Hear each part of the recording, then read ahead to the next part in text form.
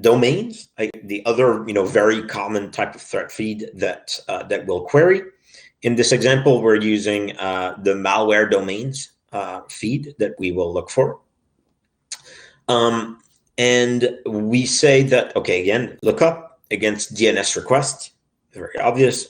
The domain name within those requests, straightforward. Normalize all this to lowercase, to kind of normalize, because we don't care about case in domains.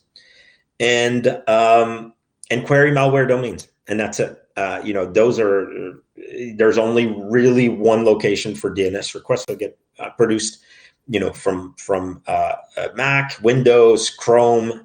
They're all normalized, so it's a straightforward rule like that.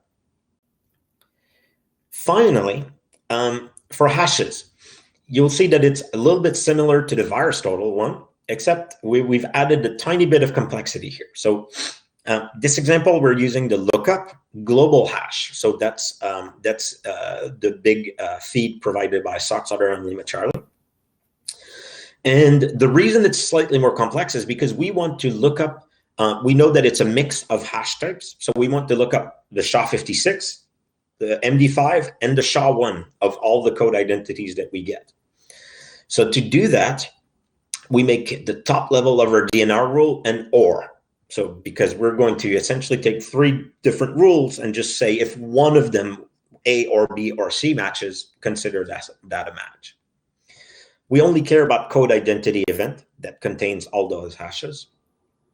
And as I said, we're going to OR those 3 rules. And again, those 3 rules, we're saying look up the hash or the hash MD5 or the hash SHA-1 against this specific resource. So against that threat feed.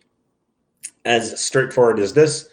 Once you do that, you just do report or whatever that is, and you're good to go.